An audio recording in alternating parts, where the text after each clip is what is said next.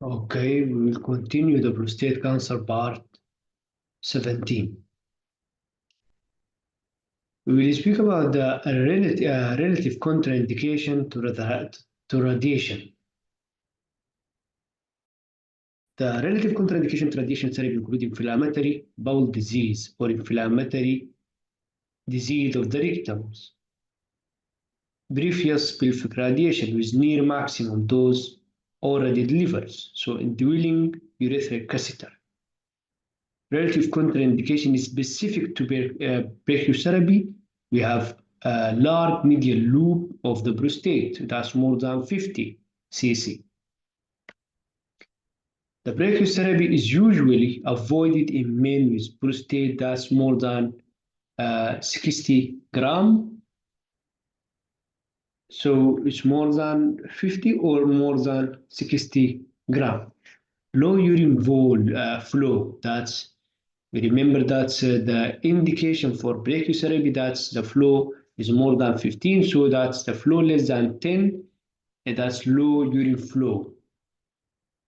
It also is contraindication for brachytherapy. If the patient have high pulse void residual, more than 100, we remember one of the indications for brachytherapy that is pulse void residual less than 100, so the contraindication is more than 100. Or significant voiding symptoms, IBSS more than 20 or AUA score more than 15, because this factor increase the risk of urinary retention. We mentioned that the indication for brachytherapy if the IBSS is less than 12. That's mild. The previous TURB seat should not be placed too close the urethra. An expansive cavity in the prostatic urethra, a large TURB defect, may limit seed placement and compromise radiation dosimetry. Side effects from radiation therapy. Erectile dysfunction with radiation erection are preserved initially but worsen over several years, where with nerve-sparing radical prostatectomy, erection are worse initially and tend to improve 1 to 4 years. Bladder irritation, urgency, dysuria, common during radiation, but severe and chronic in less than 5% of the cases. Rectal irritation, diarrhea, rectal bleeding, common during radiation, but severe and chronic in less than 5% of the cases. Urine retention, up to 15% after brachytherapy and uncommon with radiation. Infertility and decreased ejaculate volume, common. And also we have hemorrhagic cystitis, up to 8% with long-term follow-up. All this is considered as side effect from a radiation therapy. Again, erectile dysfunction with radiation. Erection are preserved initially but worse over several years, with the nerve-sparing radical prostatectomy. Erection are worse initially and tend to improve. But in radiation, it's preserved initially but worse over several years. Bladder irritation is also occur with urgency, dysuria. This is common during radiation, but severe and chronic in less than 5% of the rectal irritation, diarrhea, and rectal bleeding, common during radiation, but severe and chronic in less than 5%. So we have 5%. The bladder irritation less than 5% of the cases severe and chronic, and the rectal irritation is also severe and chronic in less than 5%. Urine retention up to 15% after brachytherapy, uncommon with radiation, extended beam radiation, fertility and decrease ejaculates common, hemorrhagic cystitis up to 8% with long-term follow-up, urethral stricture approximately 3%, urinary incontinence approximately 3% with long-term follow-up, bowel incontinence or rectal stricture is rare, and small risk of secondary malignancy, bladder cancer is rare. This side effect can develop even up to 15 years after radiation. PSA bonus after radiation therapy. PSA is a temporary increase in PSA after radiation. in men who are not receiving androgen deprivation therapy. The rise in the PSA may be last 6 to 18 months. PSA bonus usually occur 1 to 3 years after radiation, but may occur up to 5 years after therapy. PSA bonuses are usually small, example 1 milligram per deciliter, but bonuses up to 16 nanogram per ml have been observed. Several bonuses may occur. 20 to 40% of the patient have PSA bonus after radiation. PSA bonus may be caused by radiation-induced inflammation and cellular damage, but it may also caused by cancer recurrence. The major concern in the case of benign PSA bonus is that it might confuse with recurrent prostate cancer, leading to unnecessary treatment. After external beam radiation, PSA bonus, especially more than 1.4 nanogram per ml, is associated with high risk of biochemical recurrence. After brachytherapy, PSA bonus might be actually associated with a lower risk of biochemical recurrence. High-intensity focused ultrasound, HIVU. High intensity is still considered investigational, thus its use is usually restricted to the clinical trial. The high-intensity focused ultrasound is utilized. It should only be used in men with very low risk prostate cancer, low risk prostate cancer, intermediate risk prostate cancer. Treatment of stage N1, M0 prostate cancer. The clinical stage M0, M0, but the pathological N1 found at prostatectomy. Retrospective study show that when the lymph node metastases are found during pelvic lymph node dissection, radical prostatectomy improve overall and cancer-specific survival compared to abandoned radical prostatectomy. Therefore, radical prostatectomy should be continued when there is incidental finding of regular lymph node metastasis during radical pelvic lymph node dissection.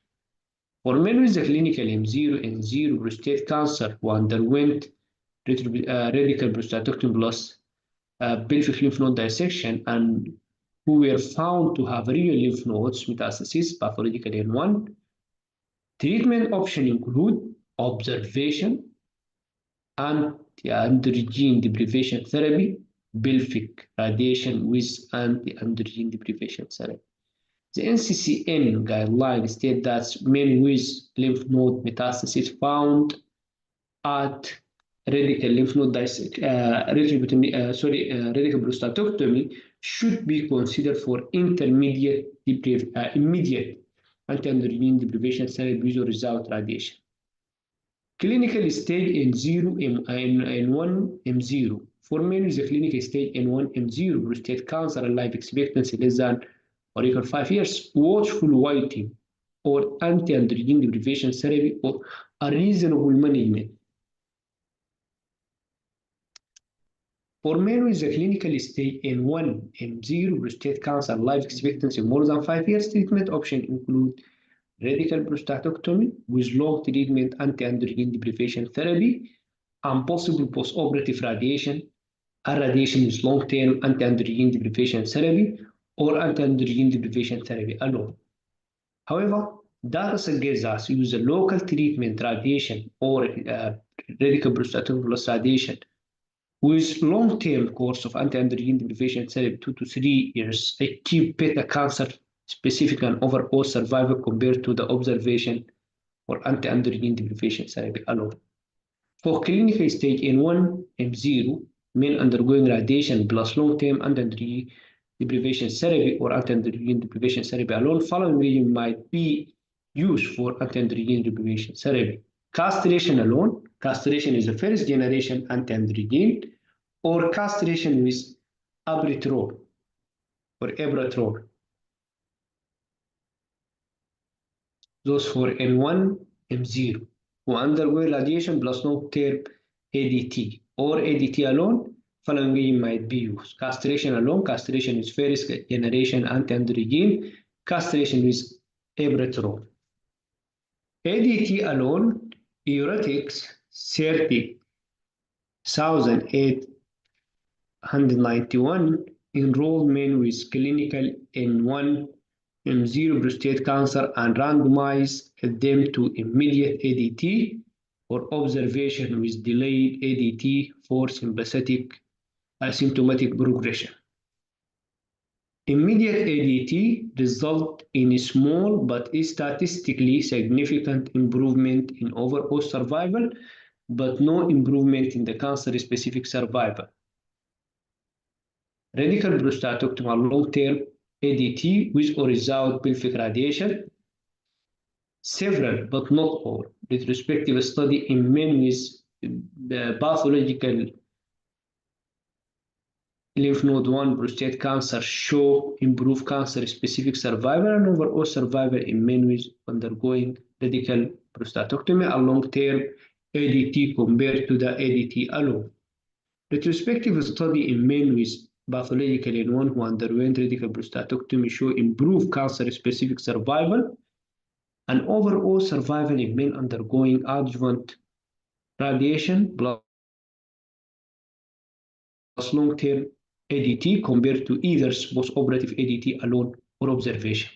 This study suggests that the men with clinically positive lymph nodes may benefit from multimodal therapy with radical prostatectomy plus external beam radiation plus long-term androgen